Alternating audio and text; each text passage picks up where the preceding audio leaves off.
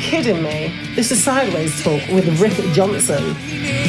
Go get him, Mr. Riff. I'm falling sideways under your days.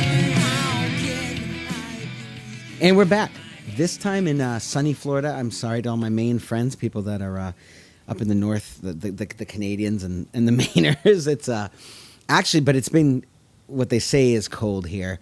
A lot of folks wearing their jackets and stuff. But we're back. Sideways Talk with Riff Johnson. And today, Sal Costa, all the way formerly from Canada, now in... Sal, you live in Florida now. I live in Florida now. What do you think? You said something about coming here as a kid and all that stuff, too. Yeah, so every year, so my dad's, with his work, he would get off. His kind of vacation time was in the summer. And, you know, everyone's like running away from Florida in the summer. But Canadians... Well, we get desperate for heat, even maybe sometimes in the summer. So, like, we'd vacation in this spot in Florida, on the Gulf of Mexico, in Treasure Island, and I fell in love with it as a kid. And I remember being like 8 years old, and like being like, I need to be here. Like, this is I'm meant to be here. And it's really funny because fast forward, 20 years plus later, more than 20 years, oh my God, like 28 years later, maybe. Yeah. That building that we used to vacation at, that was on like right on the beach on the Gulf. Yeah. I bought a place there last year. So it's like full circle. It's been like, and that was like a bucket list thing for me. I was like, I always loved that place. I grew up going there every year with my parents. And then we moved here, and then, my parents were at that place visiting us. Because we had moved here, and I was sitting in the pool at that condo, and place went up for sale that day. Yeah, and we just made and timing. And I was like, hey, I'm your guy. That's awesome. So we ended up buying a place as well there, and it's been really, really cool to kind of like full circle, have a vacation place there now as well. That's awesome. Vacation place half an hour away. Yeah, not far. Not far. In Maine. Well, people go to camp in Maine. They're just like, we got a place like an hour. It's on a lake, and it's like the same thing as their home. Yeah. Sometimes. Yeah. Still much nicer than anything I've ever owned in most cases. That's great. So we're on tour again. It's like a perpetual tour now. Yeah. We none of us really have life figured out. That's okay. I think if you Spiderweb. I think if you have life figured out, then you most definitely don't. Yeah, there you go. Right? Exactly. It's just like that's part of life. Is you just wake up and you just do what you do, and that's it. Yeah, I decided one day that I didn't like winter and snow and all that stuff. I was like, let's go south. I do not blame you at all. Yeah, but I love Maine. Maine's my home, and I do love going back in the summer. It's kind of fun. It kind of gets a little more exciting each time now. So this is it's different. Yeah. So like we for Christmas break, we actually went to New York City. So I took the kids and the whole family. We just went, and it was actually like exciting to kind of get back. Yeah. And see snow and stuff. Yep. For a very short period of time, and then to leave it in our memories and you're like, come back to palm trees and sun. Yeah, exactly. Yeah. Yeah, not this week. Yeah. Everyone's running around in jackets. It's so fun. I played outside at Palm Pavilion last Sunday. Yeah. And it was pretty cool. It wasn't. I've done worse, but a ton of people, but they were all bundled up. And So when we first moved here. Yeah. And we were like in downtown St. Petersburg, and it was like a cold winter Florida week. Yeah.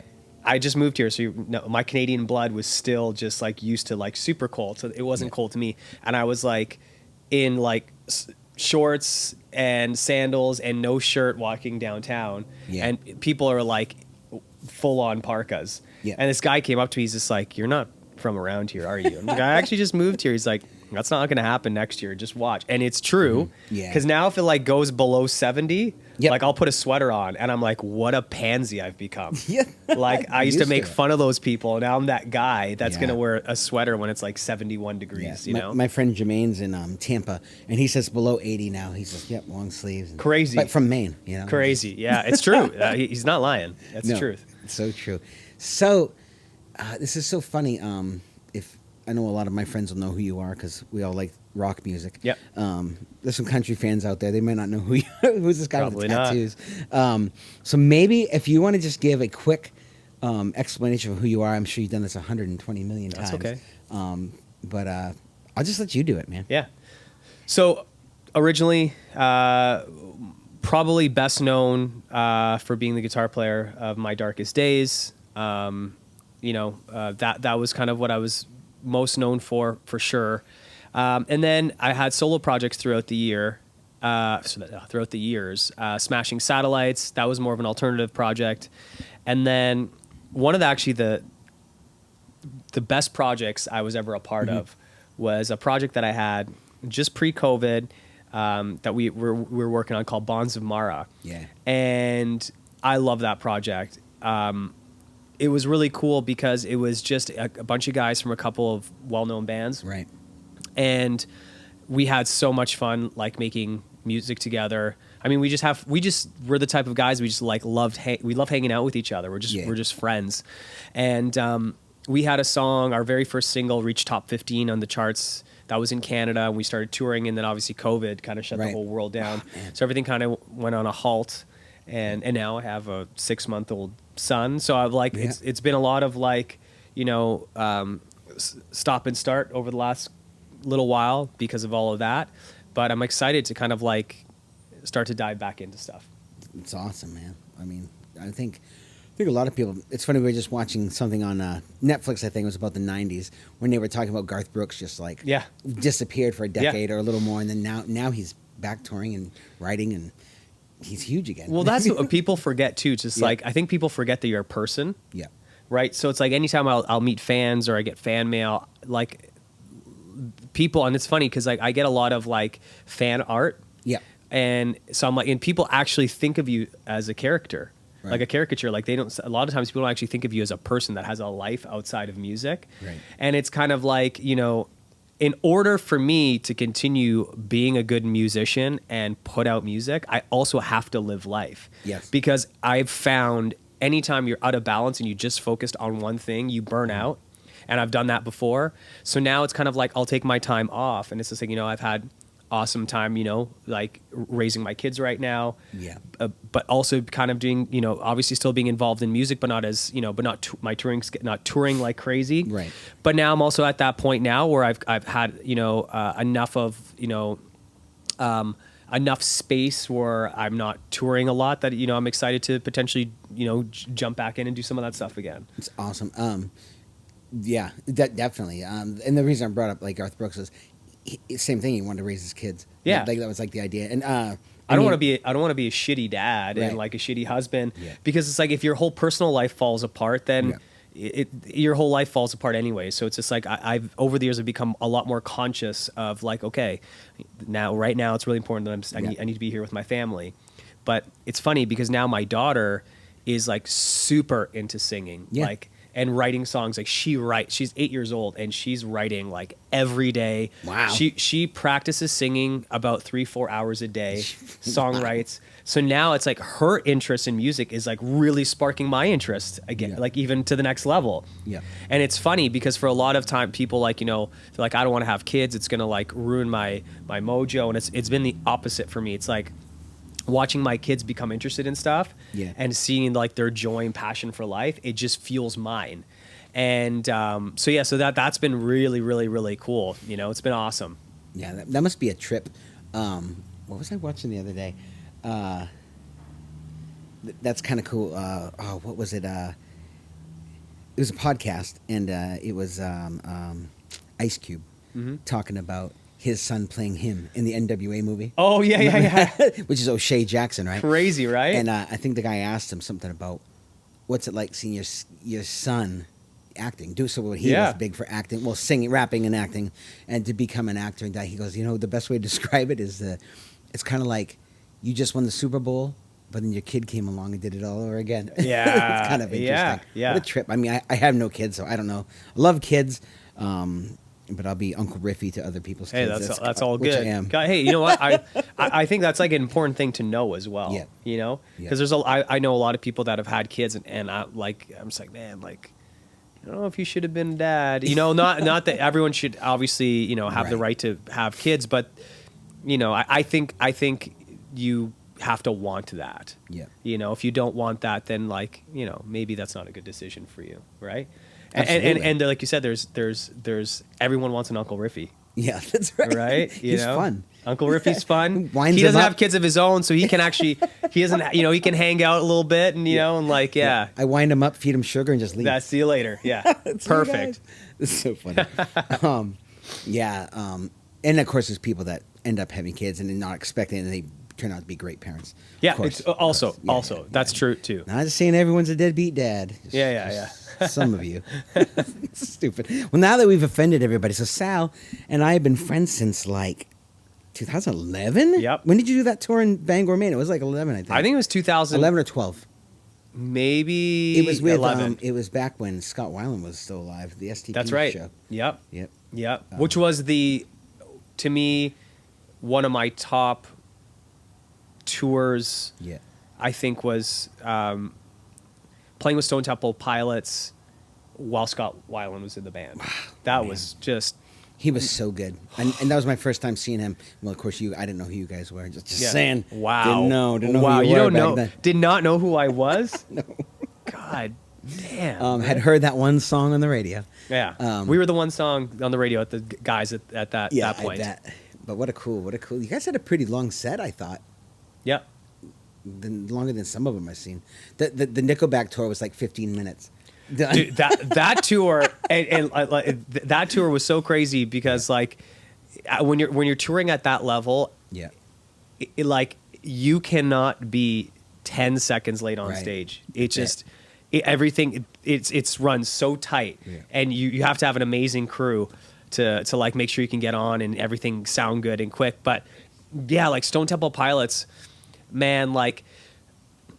I've told a lot of people this because they'll be like, you know, like they'll be like, hey man, you played with all these big bands and you become friends with all these people, and they're like, you know, what's the most best experience playing shows? And I was just like, it would be Stone Temple Pilots, and they're not even the biggest bands we've ever toured with or played with, but there was something so magical about watching those guys every night. It was just like, you know, I'll never forget. There was this one night, and I knew I wasn't the only one that felt this way.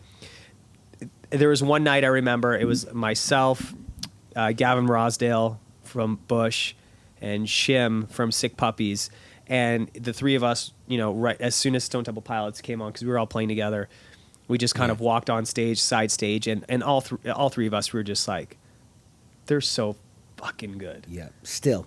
They had this aura about them that they just seemed, to me it would be like if I were to see Led Zeppelin back in the 70s, like they had that presence where it was just like they're the real deal. They could play, they could sing, and you know, Scott, you know, he was obviously a little bit loopy during that time too, but he was just still just such a genius at what he did, you know. But yeah. I was invited to, so a bit after Chris Cornell had passed, I was invited to do this all night thing. Justin Pacey, invited me to New Hampshire. Well, this was in Portland. The second one was in Portland, and then it kind of became an awareness show. Yeah. So they included other bands instead of just Cornell stuff. So they let me do Plush. It's a big stage. I mean, like 1,000 people. The one in Portland. It's a Portland club. It's pretty big. I don't know how many people it holds, quite a few, but it was packed. But it was awesome. We all did one song, and I got to go up and do the one. And I just remember it's just kind of funny that at the very end, when it's not really the end, everyone thinks it's the end. Yeah. And I just bowed down. That's it. And then Brad kept going, where's going tomorrow? Oh man, so that's another thing too that was crazy. So those Play guys that at Seaweed. Everybody plays. Yeah, you should. Everybody, like, you know, at a professional level now, pretty much everyone plays to a click. Like most bands play to a click. They do, yeah. Stone Temple Pilots did it, and that was one part in the set that blew me away. But they never did. That they would, when that part of the song would come up, and there's that pause. Yeah. Dude, they weren't even looking at each other. Oh no! I was like, it was just so crazy. I'm like, man, they just like, what the hell? And I is wonder that? if it was truly no, probably not. You know what I mean? I don't think they just knew. It was beyond time. That's interesting. Like there was no time, right? Yeah. It's like if you were to count it out, it wouldn't have probably made sense. but they all just it was that's what I'm saying. They were like a living, eating, breathing organism. I wonder if they was- had some kind of funny count that they're like, okay, a 1 and a 2 and a 3, 3, 4. And I don't even think it was that. I Probably think they're not. just. I think they're just. And it feels right. You know. man. So good. Yeah, that was a great show. You know what's funny? I don't think I ever told you this. Here we go. All right. So at that show in Bangor, Maine, at the waterfront, when the stage was facing the other way, they've grown quite a bit. They've done quite a lot to that since you've been there. And I was with my friend Amanda, who sells insurance, and she's awesome. And Which is a good business to be in right now. It is. Especially, It is. Especially life insurance. Yeah, Yeah. definitely. I was talking to her. I mean, you guys came out and played, and I took a picture of you, and I like did this thing with the editing. I said, I want to be like that guy someday. Oh, there you go. That's literally what I told her. I bet she remembers that too. How'd that, Amanda? Let me know. Let me know my exact words. I was like, this guy sucks. But That's what the real video actually said. I yeah. definitely don't want to be like that guy one day. Yeah. No, I appreciate that. And that's always cool to hear, man. Like over the years, like when Yeah. people have said that to me, I've never taken it lightly because I remember being that kid Yeah. and that person that would go to shows and I'd be like, I want to be like that guy. And it like, right? It's like it really made me who I was, you know? But yeah. I was gonna say, what's funny is because I didn't know you at all, and I actually didn't really know the band well, just the one song. Again, he has to just keep saying that. What? Some My Darkest Days, like, wow, this is gonna be a snooze fest. No, you guys are really good, and but I don't know what it was. The confidence with the guitar and just like in singing the harmonies, something about it. And what's really funny is that night after the show, so my friend Danielle Willie, and I were over at the bar right nearby, but there was a Tim Hortons across the street, and you guys stopped to go to Tim Hortons, and so Canadian, and we literally saw the RV with the trailer, and I go, that must be a band, and you come out with a big mohawk, and I was like, that's the guy, and we went over and talked with you guys, and I think I told you this once, but I don't remember if you remember this, is that next night you guys played in Massachusetts, and that was at oh gosh, the Blue Ocean City Music Hall, whatever it's called there. Was that a headline show? You were, and my friends Prospect Hill opened for you. That's right. And, That was a cool venue. That was on that the was ocean. Really, right on the ocean. I really remember that. cool. That had cool backstage and the pizza it wasn't Sal's Pizza. It was Tripoli Pizza. Okay. And that was with like the sweet sauce and but that's what we did. Yeah. Because all the other rock stars are doing rock star things, and Sal's like, where can we get food? Yeah. Like every time. That's me. Like, I'm like, everyone's like wanting to like, hey, let's go party, and everyone's like drinking and stuff. I'm like, what's the best cuisine I can get in this town right now? You know, like that's what I'm always thinking about. Food. What's funny too about that too is that there's still a few people that were there that we met there that I'm still friends with today. Wild. It's really weird. One of them, my friend Cassandra, like literally helped me book tickets to Disney a while ago. No way. Because she gets credit or whatever. That's awesome. Cassandra and Liz. So Yeah.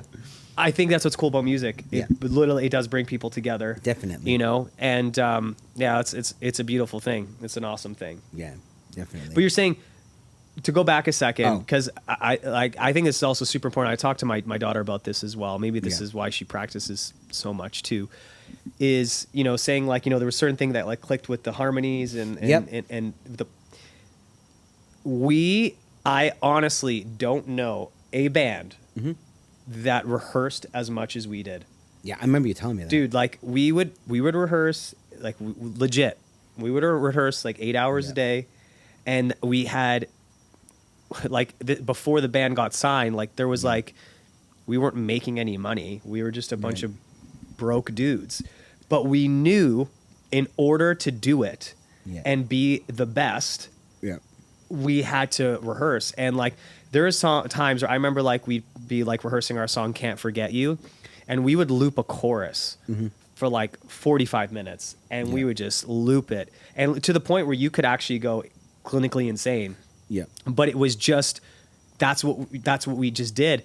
And I think like, you know, that's because also we didn't rely on a lot of technology. Right. So you had to be good because as a rock band, you have to be able to go into like, especially when you're starting out, you have to be able to go into a radio station and play your songs acoustic and slay it. It's 7 in the morning or 6 in the morning, 5 in the morning sometimes. Yeah. So So it just has to be. It just had to be good, and I learned a lot from being in that band because I was at the time when I joined, I was the youngest person in the band by like 4 or 5 years, maybe. Yep. So they were a lot more experienced than me, and so I learned a lot from them. And what I had when I started that joined with My Darkest Days was that I had the same hustle that they did to like want to do it and want to make it, but they had been around the scene for longer than I had. Yeah. So it was really cool to kind of like grow together over the years and then grow apart.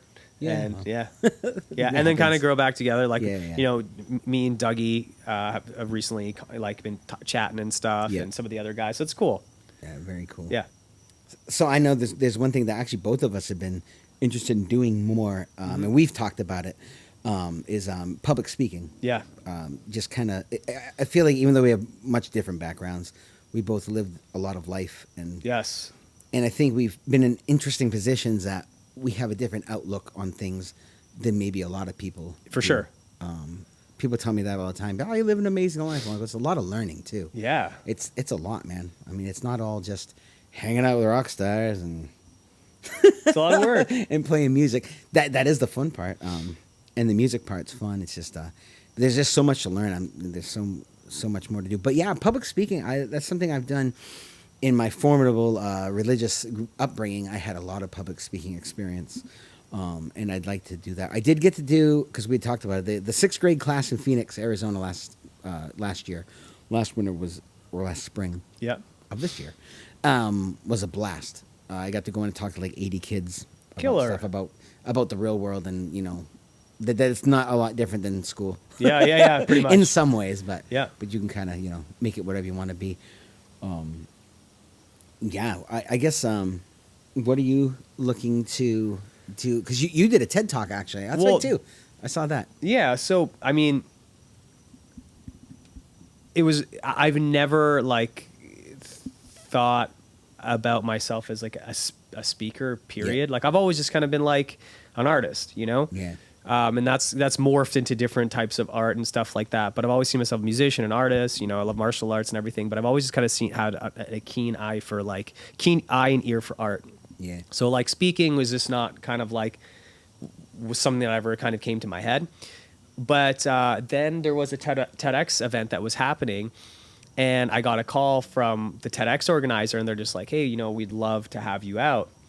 And when I started to understand, like, I was like, how many hoops people had to jump through to be able to do a TEDx talk. And then I just got this call that was just like, hey, we want you to do it. Just come and like, you know, I was just like, okay, cool. And then, you know, they're just like, there's, you know, like before the event, there's like, you go to these meetings and you kind of show them where your speech is at, and your talk and whatnot. And I was like, oh my God, this is a lot harder than I thought it was going to be. This is not like me walking on a stage and there's like, you know, 10,000 people there and they know all the words to your song. That's easy. Yeah. You know, it's like you go like, you know, and you just have to talk, you talk a little bit in between songs, whatever, but the people are there and there's no dead noise at a rock concert. It's like, you know, you stop playing a song, people are screaming until you start playing the next song. When I started to kind of practice for the TEDx talk, I was like, it became real that I'm like, no one's gonna like be screaming and yelling. Like there's Hopefully. gonna be, yeah. So it was really interesting to do that first talk and just, you know, the whole performance is held on me just speaking to these people. Yep.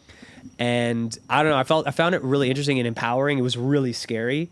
To be honest with you, I don't think we ever talked about that. I was wondering how you felt. I was scared as hell. Yeah. I really was, because it's another one of those things where like TEDx talk, like you cannot go over a second. Yeah. So I think it was 12 13? Oh, okay, 12 minutes. 13, 12 minutes, maybe 13 minutes. Yeah. But like it has to be timed so perfectly. Yeah.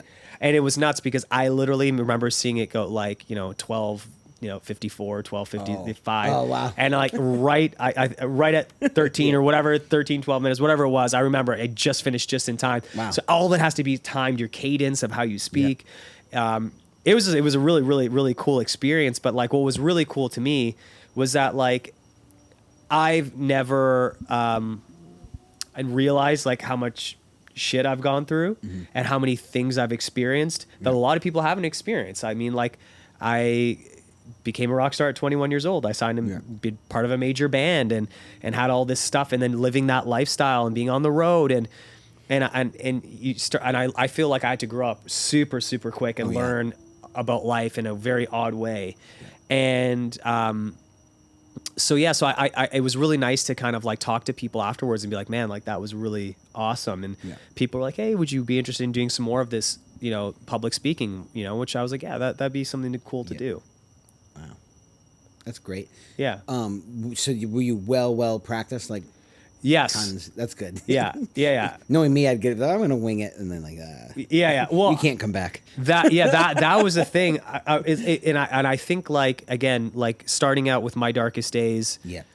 And how the work ethic that we had, it's like that always sticks with me now. Where I just like, okay, if I'm gonna do this, it has to be as good as it possibly can. As good as it possibly can. Yeah. You know. And so that, you know, and I'm not trying to say that the talk was great, but I went into it trying to at least make it as great as it could be with what I had available. And you sang and played during it. That must have been part of your thing. Yeah. Like, man. Yeah. So yeah, it was really cool. It was cool. Awesome, man. I see ads and things for people that are like trainings online. Do you want to do a TED Talk? That might be the most informative change in your life. Yeah. I'd be interested in doing it sometime. But yeah, I did really have to buckle down. And I did quite a bit just for the sixth graders, man. I practiced quite a bit. Man, that was a great time, honestly. Yes. Just I mean, what you we don't have to. I don't know if you want to get into the depth of it all. Yeah. But I mean, what you've told me with your past and religion and stuff. I mean, that what you told me, I was like, that to me that's a TED Talk right there. Yeah. What you went through and that whole thing. Like to me, when you kinda told me is. that, you were the first Jehovah's Witness I had ever met. Oh wow. Ever. And they don't live in Canada? Well, they do, but like I'm just used to them knocking on my door. Oh yeah. But like, you know, like that I actually was friends with. I'd never, well, because I feel like, I mean, this could just be me being completely ignorant, but maybe not. It's just like I feel like obviously Jehovah's Witnesses stick to themselves. Yeah. Right. Kind of, a lot, you know. So it's just like, you know, if you're kind of not in the tribe, it's hard to kind of break that circle, you know. So I just never knew anyone Jehovah's Witness, and then I met you, and then you kind of told me your trials and tribulations with that, and then you know leaving the religion. I was like, it was a big this deal. is a freaking movie right here, man. Like, forget a TED Talk. Yeah, there's a lot of things with that in life, and then I mean, like I said, like being in high school, weighing like 360 pounds. I mean, that kid. I don't even know if I ever told you that, but I think I did because you talked about building muscle and stuff, and and playing football and 360 pounds. That's a big boy. That's you know what's crazy though, is Subway Jared came out just a little while after that. I'm so glad. Yeah, I feel so bad for overweight kids when Jared from Subway came out. Oh yeah, and then he ended up kind of undoing himself, but pretty much. But but anyway, yeah. Subway Jared. Ugh. That's my real name, by the way. Didn't anybody know it's really Jared Sullivan, but we don't tell people that. He's not really Sal Costa. It's just like Salvatore or something. That's it. Yeah, man. I mean that's part of it, right? And then literally just I can't remember. Like I was working a job in like 2008. In the very end of 2009, I lost my job, and I was just getting into music. I mean, almost 30 years old, and I was beginning my music career. I had joined a couple bands. We hadn't done much, but then I was just like, you know what? I'm gonna try to play gigs, play on my own, and see what happens. And I mean, that was like 2010, and here we are, 2023. Which I mean, it ain't a bad life. I get to do a lot of great things and fun. It's still learning. It's still challenging. And you've seen more of the country than probably anyone you know. I tell people, Paige has probably seen more of the country than 99% of Canadians. Yeah. Well, it's funny too, because like, you know, if we ever kind of go to like, you know, dinner parties or whatever like that, and we'll be talking about like the state of the country, you know, like people are just talking about, you know, whatever news. And I was just like, I'm like, you'll be surrounded by a bunch of Americans, but I'm like, I've really pretty much been here since I was 21 working. Right. Yep. And I've been to every corner of America. Actually, Jamie and I were just talking about this the other day. I think I've been to I've been to every state in America minus Hawaii and Alaska. Oh, wow. Yeah. But aside from that, I've been everywhere in America, and not just the major cities, all the like tertiary and secondary cities as well. Yeah. So I was like, I have a really good perspective on America, which is actually really cool because I'm like, I think, and that's another thing too. I think like if you're like a voting person Yeah. in this country, it's like you'll have such a greater perspective on like what does the country actually need if you can see outside of your own town. Yeah. Right. That's huge. Right. Yeah. And that's part of the problem is they don't. Yeah. People in Maine are like, racism isn't that bad. I met like, I met I can't remember where it was, but I met a fan yep. who's in her 60s, Mm-hmm. and she was telling me that she had never left the town that we played, Oh, wow. ever. Yep. But then what was really cool, I was talking to her, I was like, you definitely need to get out and you need to see Yeah. some shit. And she'd never been on a plane or anything like that. And it was really cool because like a couple months later, I saw her in a different city that we were in, and she flew there. No way. I Just was to like, see you guys. Yeah, I was like, that's cool. awesome. That was cool. Yeah. That's awesome. Yeah, there's definitely a lot of that. I was gonna say, but she probably knew the best place to eat in town. Yeah. That was Sal's thing. That was me. Yeah, that was my thing.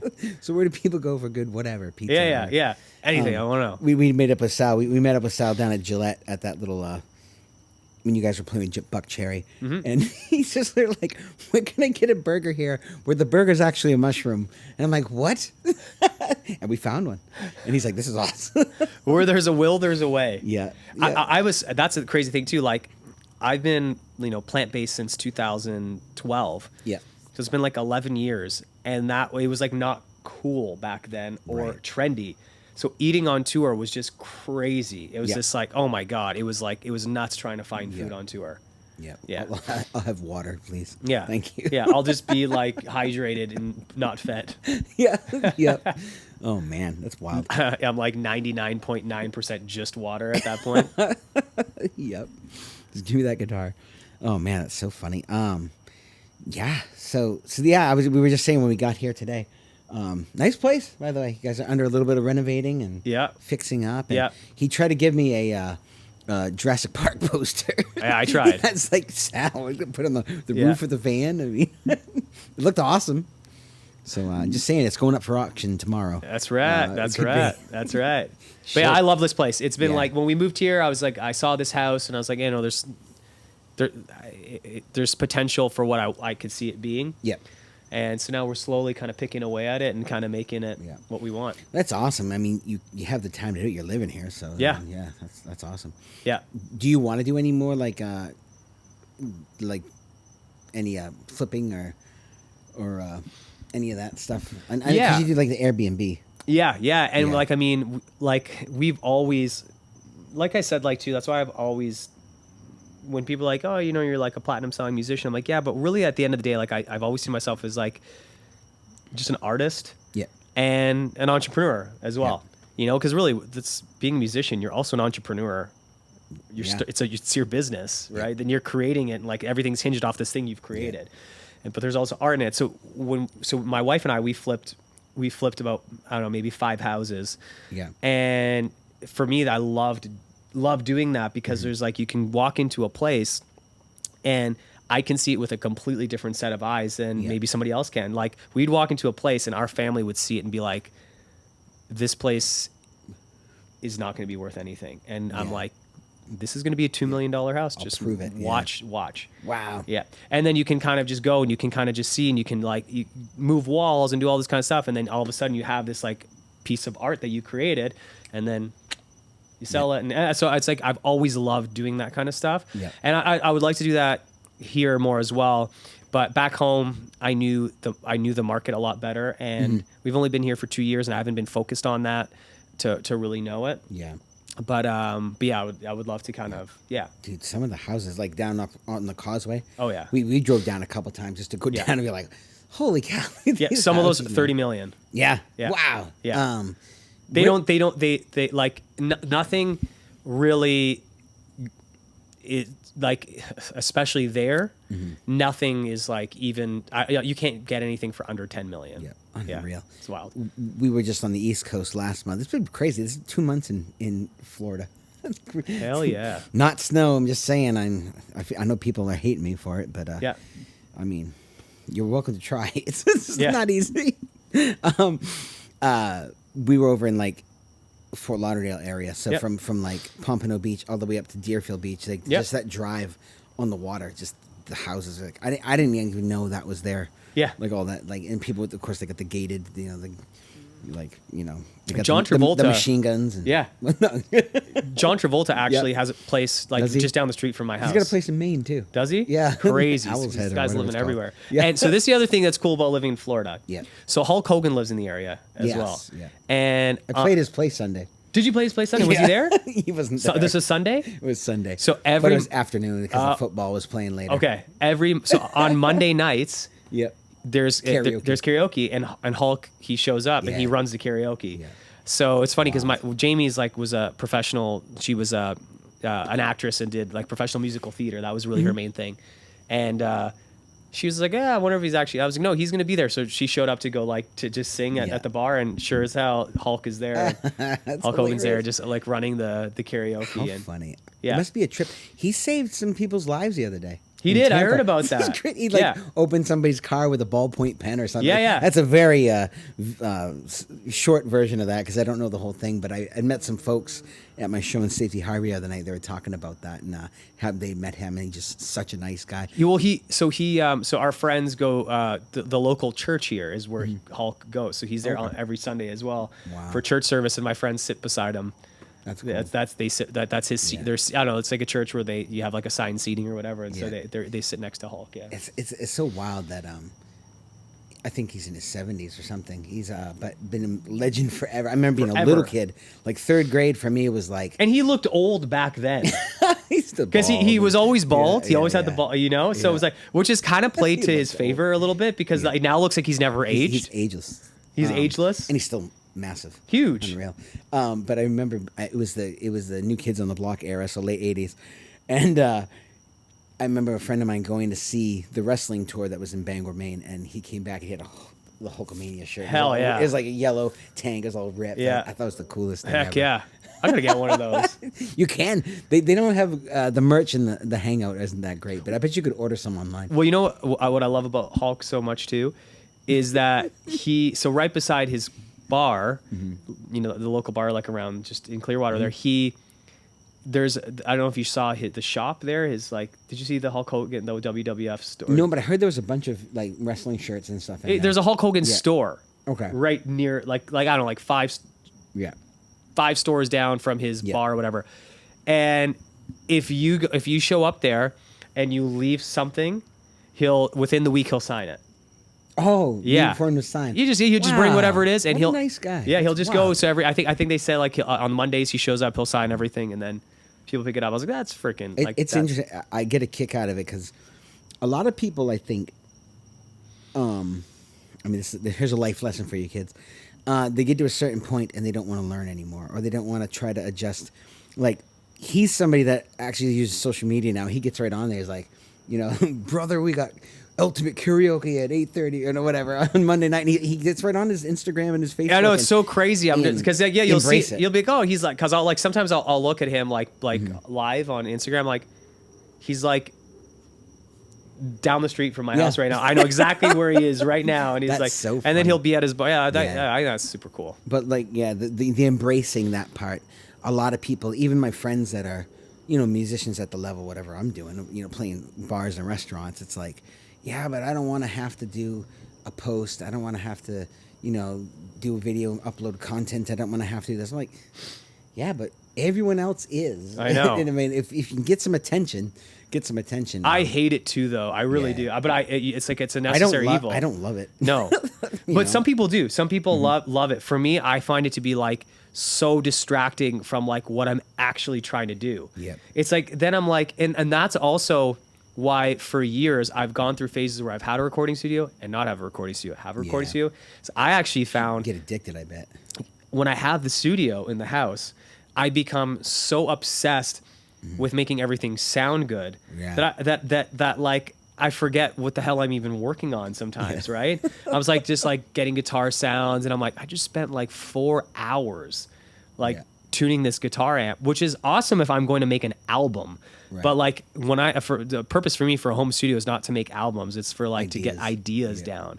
And then I find, I don't know, for me I kind of like just, you know, the natural. I would have loved to be an artist in the 70s, Oh man. right? And like, I don't need to know social media. Everything that was like, there's a mystique to everything. People showed up what they saw with their eyes or in maybe a magazine. That's all they freaking knew. And I was like, there's something way more cool about that, I think. Yeah, I'm actually thinking about Paige and I. Paige is very helpful with coming up with ideas, and someone I can shoot an idea out to, and if she doesn't like it, I say, "Oh, you're stupid." No. Yeah.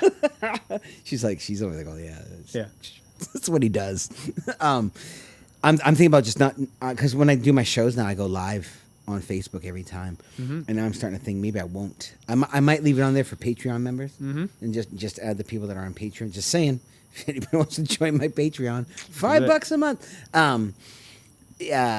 That I might just do it exclusively for those folks because it like someone says, oh, I can see what Riff's doing. He's over at Hogan's Hangout singing the same songs, a lot of them. But I have some friends that are just like, there's definitely different levels of fans and friends that goes back to like talking about Stone Temple Pilots. Yeah. You're never going to see the DeLeo brothers or Scott Whalen like, hey, it's me, Scott Whalen, today on Instagram. Like, they would never do that. So when you saw them, it was magical, you know? And I actually think too, like, I was thinking about this the other day. Like, I'm good friends with the Nickelback guys, right? Yeah. And the other day, I'll chat with Mike via text, but sometimes on Instagram. And I realized I don't have Chad on Instagram. So I was like, went to go add Chad, and he doesn't have an Instagram account. Yep. And I was like, I love that. Yeah. I was just like, you know what? Because that's like, I think that's I don't know. I think that's super cool. Yeah. Some of them just go to like a flip phone or something. Yeah. I got a phone in case I got to make an emergency call or order a pizza. I did that for a year. Yeah. About 3 years ago, 4 years ago, I had a flip phone, and it did not work to my benefit at all because no one answers their phone anymore. Everyone texts anyways. True. So it was just really hard to even like communicate with people. So I still like talking. My cousin out in San Francisco actually called me the other day, and she was like, we actually called and talked. She goes, she's just about my age, a couple of years older, and she's just like, yeah, I'm old school. I like talking on the phone. I love it. Me love too. It when you can call somebody, just talk to them. Yeah. I typically will text first, but just because that's just how it is these days. But do you guys want to hear a funny story? Yes. This is. Let me check the time. Yeah. You got time. Okay. This is a true story. Yep. So about 2017 era, Jamie and I had this house, and we decided to go like have no technology in the house. So I had a flip phone. We had only one phone in the house, and it was a rotary phone. Oh wow! So that was it. And it worked. Wow. Okay, so that was so anytime I had to do a business meeting or anything like that, I had to use a rotary phone. So it was like old school. And at the time, I had management from New York. Yeah. 2 guys, and they're like super New Yorkers, love them. They're like always like super heated and loud, and I loved it. And so I was on the phone with them. We were having a conversation, and they're both talking, and they're both loud, and they're talking over each other and talking over me. And I was trying to say, like, guys, I got to pee really bad. Yeah. But I just couldn't. I was like, everyone was just talking. I was like, you know what? Fuck it. I saw there was a bottle of San Pellegrino. Oh, wow, fancy pea jar. And there was about like this much San Pellegrino in it. Oh. And I'm just like, I don't know how I'm going to be able to pee in this, but I'm going to figure out a way to like just get the right angle where I'm going to pee on it. So I'm on the phone, and I'm like, okay, I can do this. So I'm like aiming and essentially just peeing in this San Pellegrino bottle. I put the lid back on. Yeah. And I forgot about it. Put it back on the island. Get back into the phone call.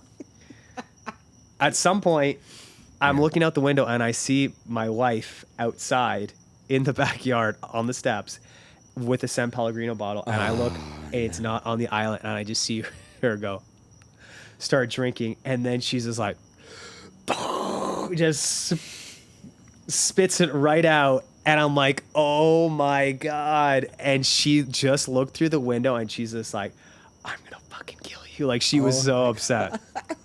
And I'd like to say that's the only time it's happened, but it's not. No. I was going to say, some couples are into that thing. I mean, Had nothing to do with that at all. I thought you were gonna say that you caught her just in time and saved her. I was like, why? Well, I couldn't. I was on a rotary phone. Yeah. I couldn't run to her, so Wow. I was stuck by a cable. You know. I'm gonna stick with my technology now, Sal. Yeah. I was thinking about it, but not anymore. That's a great story. Oh my gosh, poor Jamie. We'll give her a hug. She needs a hug. That's so funny. That's awesome, man. What time we got there, young Paige? 46 minutes and 25 seconds. That's pretty good. We've done well. I can't believe we held a conversation this long. There you I go. fangirl out, you know. That's it. So yeah, man. I'm so glad we got to meet up. Me too. And literally, so quick story. My friend Walter, my friend Molly Dodge, back in Maine, was a good friend of mine when I was working. I was just telling Sal about this. I might as well talk about it because we're here, and I'm grateful to Walter being my friend. And Molly was such an awesome friend. Molly's the first person, and a lot of people don't know this at all, that clipped out a clipping in the newspaper, a local paper called the Rolling Thunder from Newport, Maine. And we worked at GE, General Electric, and she said, gave me the clipping and said, I think you should try it for this band. I was married back then. And Jehovah's Witness. And a Jehovah's Witness back then, which is not exactly recommended to be playing at bars in a band, to be around that environment. But I decided that I didn't like soldering components, and I thought I'd try to make a little money on the weekends, and I went and did it anyway. So that's part of my story. And if anybody's been in a situation where not that I was trapped, but kind of, Yeah. where my feelings were different than they were, 5 years prior, and just didn't want to keep going down, working at the factory kind of thing and whatever. So I was like, well, maybe I could. I've been playing guitar since I was like in middle high school, and I was pretty good at it. And I thought I could join a band, do this stuff. And anyway, long story short, Molly gave me the clipping to this band, looking for a guitarist, and I went and I applied, and I got the gig. And that literally started my music career back in like, geez, I can't remember what I was. It must have been like 2007 or 8 or 9 or something like that. So it's been a long haul, but Molly was wonderful. And Walt was a guy that had worked where we worked, and they had got together, and they came to Clearwater Beach. I didn't even know anything about this place, this wondrous, magical place. But when I had been on my very first kind of East Coast tour, like 2015, I think, I stayed with them right down the road from not far from here, and we had a great time. I stayed with them a couple times, and always kept up with them. And Molly had passed just a couple years ago, cancer. Just so sad. Just a wonderful person, and they were always so good to me. And we were looking at a couple places we usually stay at down here. Just kind of fell through this time, and I got a hold of Walt, and I was like, hey man, you'd mentioned before maybe there's a place we could stay if we needed to for whatever, and I just figured he meant maybe with some friends, but he was like I don't mind just staying at my place. And I was like, what, are you here? He's like, no, I'm in New Hampshire. And he goes, no, but I have a place down in Bel Air Bluffs, literally 0.7 miles that way. 3 minutes. 3 minutes. I said it was 2. 3 minutes. Well, GPS, we might have made it in 2, but it was. He gives me his address. He's like, yeah, it's 0.7 miles, literally from here. And Walt literally is letting us stay for a bit at his place. He's not even here. I mean, we could be throwing rock star parties. It's pretty awesome. But we aren't. Just Walt, we're not. But very kind.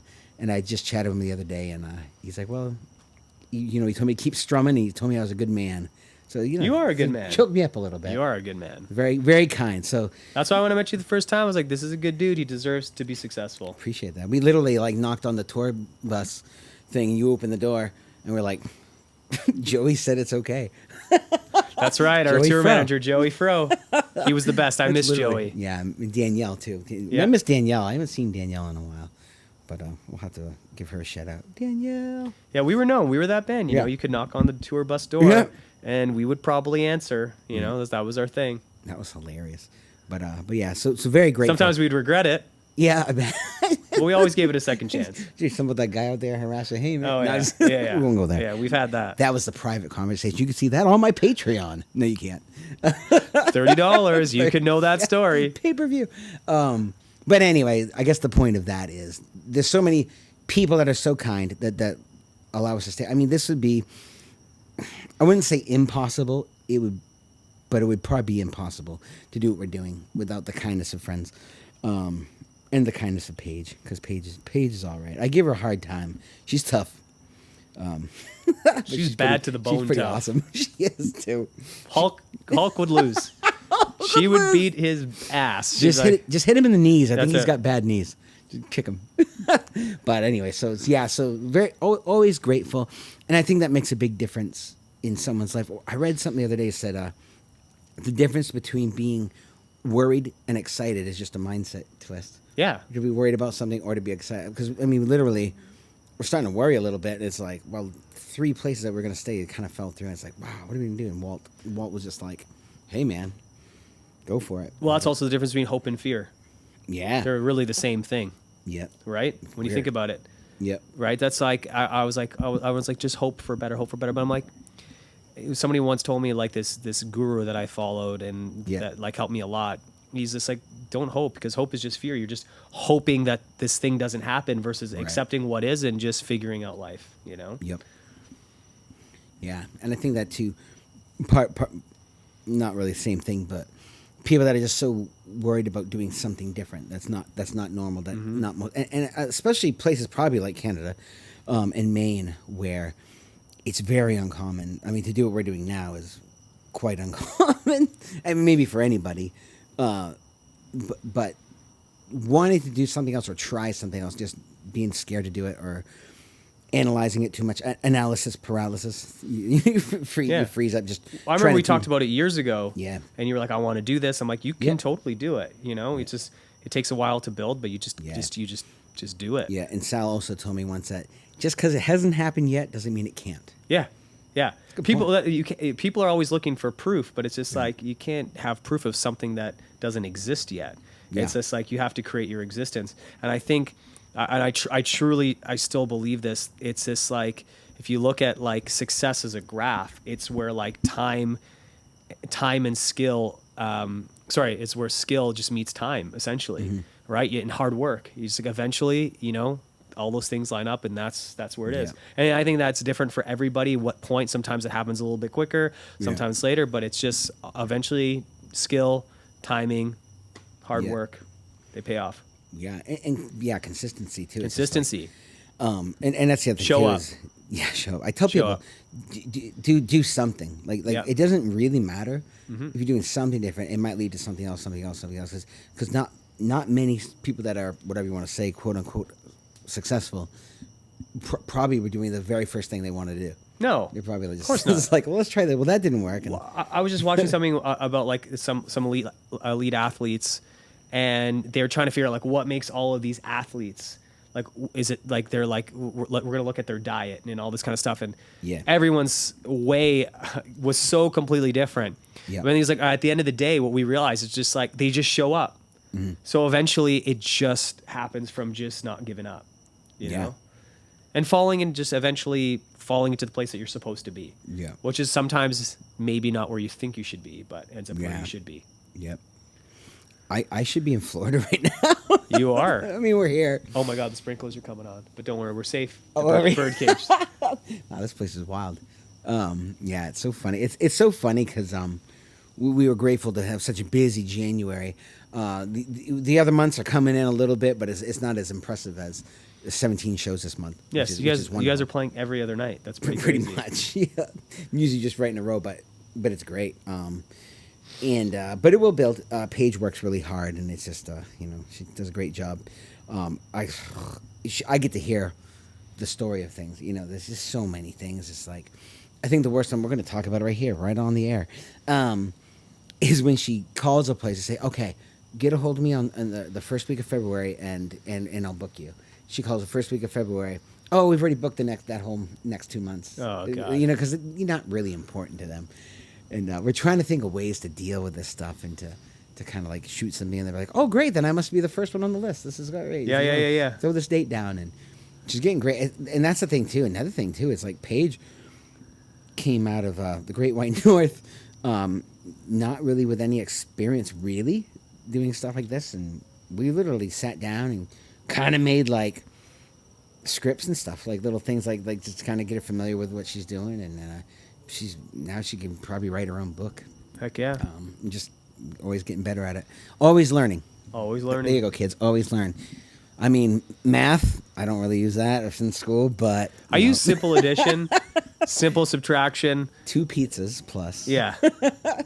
That's 2 for me, none for you. Yeah. That's great, man. Well, I appreciate you, man, having me out, and it's so nice to be here again. I'm so pumped that you're in the U.S. Me too. I'm very, very. It's funny. Like, I am not an American yet. I'm working towards that. But I am like proud to be in America. Yeah. This is the best country in the world. I truly believe that. No country is perfect by any means, but I've had the luxury of being able to travel to like over 20 different countries over the last handful of years. And I mean, there's beauty all over the world. That goes without saying. And I'd love to have a place in Italy at some point as well. But if we're talking about a place to live, there's no place like America. Yeah, it's true though. I don't think a lot of people understand the restrictions on other places. And I haven't really been much outside of the country besides a tiny bit of Canada. But I do know there's places where you cannot decide what you want to do. You don't have the freedom to do. And even if you do, the opportunity isn't there. Right. That's why I'm like, if you want to be like an NFL athlete and you're from, I don't know, Peru, it's going to be pretty freaking hard unless you come here. Right. And the same with music career. It's like, even though I was from Canada, like we're attached, if you want to make it in music, you have to go to America. Like, I know bands that are quote unquote like big Canadian rock bands that are living paycheck to paycheck because you can't really, Canada can be like a secondary, tertiary market, but you can't sustain a life off being a musician in Canada. It just doesn't. There's not enough people who care. Yeah. There's not enough people, and there's not enough people who care. America, there's this opportunity. Like, I'll never forget when the song went #1 for us. It just changed my life. I bet. Wow. Changed. Crazy. Every opportunity that has come since then, that still comes from then. Yep. So it's very cool. I love it here. I love the people here. That's another huge misconception, especially growing up in Canada. People are always like, oh, Americans are ignorant. And Americans, I'm like, listen, I live in Florida. I've met the best people in my life in Florida who are well-educated on all fronts, who are nice, good, wholesome people. And I absolutely, I love Americans. And we just did a 3-week road trip with the kids. We went all over. We were in New York City. And awesome. And I just love it. Not to say there's not great Canadians either. Of course, yeah. We found absolutely. Paige. I mean, we got Paige and Sal here. Maybe we got them all. I don't know. Yeah. Jamie's here. It's great. Yeah, man. No, definitely. It's interesting getting that perspective from different places. I hope to travel the world. I hope to go play gigs in London and Ireland and stuff. And who knows? That's awesome. Figure it out. That's I don't awesome. know how, but yeah. But the best shows are still in America. Are they? Yeah. They really are. Like, I played over in England and we did this huge festival with System of a Down. I think Linkin Park was playing too at that time. Yeah. And it was really freaking cool. Obviously, it's an experience. Yeah. And obviously I've toured every crevice of Canada as well. But American crowds, it's a different thing. They say the Midwest. Oh my God! Maybe there's just nothing to do, and they're just looking for a reason to rock out. Man, the Midwest is just ridiculous. Yeah, I want to get out there more. Yeah, that's cool. You'd go to some places, like my wife would joke around, like she'd come visit me or whatever. We'd be like, go grab some dinner, and she's just you're like Elvis in some place. You can be like Elvis in some place. They're just like, people just get so excited, right, in the Midwest. But yeah, love it. Could you imagine being Elvis? You watch that movie? I haven't. Have you? Yes. Is it good? It was fantastic. Okay. Yeah. It's on. Is it out? It's on Max. Do you get Max? You got that one? HBO Max. Oh yeah, I don't have Max. I don't know. It's not in theaters. It's on streaming. It was on theaters quite a while ago. Oh, so Apple TV will have it. This is 2024, Sal. No, Apple TV. I don't know how that works, but it might. Okay. I know it was on like HBO Max. And was it in theaters? I think it's on Netflix too. If it was in theaters, then it's on Apple for sure. It was in theaters. Okay. Yeah, all right. I gotta check it out. Then. It's interesting. It's really interesting. It was Laz Thurman, whatever that guy's name is, his rendition of it. It's actually a lot about his management, the colonel guy that managed him, and how corrupt he was, and how he kind of held him back from some big opportunity. Surprise, and, surprise. and pretty much worked him to death. I mean, What did it pretty much worked him to death. Yeah. That is, I've Yeah. been a part of that machine as well. Yeah. And it's that is the one thing, like even with my daughter wanting to get into music, Yeah. I'm like, I will manage her if she gets into Wow. it seriously, because I don't want her to experience what I've had to experience. And I was lucky for my wife, because my wife is, even though I've always had, management and business management, all this kind of stuff, my wife's always been my buffer in between everybody, even great. before we were married. And she's always been able to be like, hey, this person's screwing you, that they're taking money here, blah, blah, blah. She's always been amazing with that. Wow. But yeah, it's important because they'll work you to the bone, and because they know your shelf life, sometimes might not be long. Like, as a professional athlete, like that's how they think. Even though you could have a career your whole life, for them, they're like, when you're hot, they will just do anything to make you work yourself to the bone. They don't care. I don't say they as a general, because there's a lot of great people out there. Yeah. But I would say there's a lot of people out there who take advantage of the artist and just will do whatever they can to like run them into the ground to make sure that their pockets get filled, right? Yeah. I remember Chris Stapleton on a podcast talking about how they're like, man, if we added 1 or 2 more shows a week for the next tour or whatever, it's going to bring in this much more money. And he's just like, well, we could do that, but how's my voice going to feel? I mean, that guy sings, man. He sings. I mean, who's bigger? I mean, I'm not. It's known that I'm not a big country fan. He's amazing. Yeah, he's killer. And it's just like it's because he's like a rock star. He really. I mean, he could have been in a rock band easily. He could probably pull off some Chris Cornell kind of stuff. Yeah, or Aerosmith. Who knows? Heck yeah. Wow. He's so killer. Cool. But what a thing to think about to limit yourself. Well, just like you said, you wanted to raise your kids and stuff and have a family life, to be able to have more opportunity. And I don't know. I've always thought where I'm older. Yeah. 40. I'll be 44 this year. Damn. Where are you at now? You're like 30? 37. Okay. Yeah. So, yeah. I'm getting old, He's man. a young guy. Yeah. I've seen your whole wall of trophies in there. Yeah? He's got a Little League gold trophy in there right next to his gone platinum album. Just kidding. That's awesome, man. So good. So good. I'm so grateful that you invited us over, that you did my podcast thing. Hopefully we'll get to hang out a little bit more. You come to a show Saturday. Yes, Come sir. on out, man. Yeah, if this comes out before Saturday. It probably won't, but... Okay.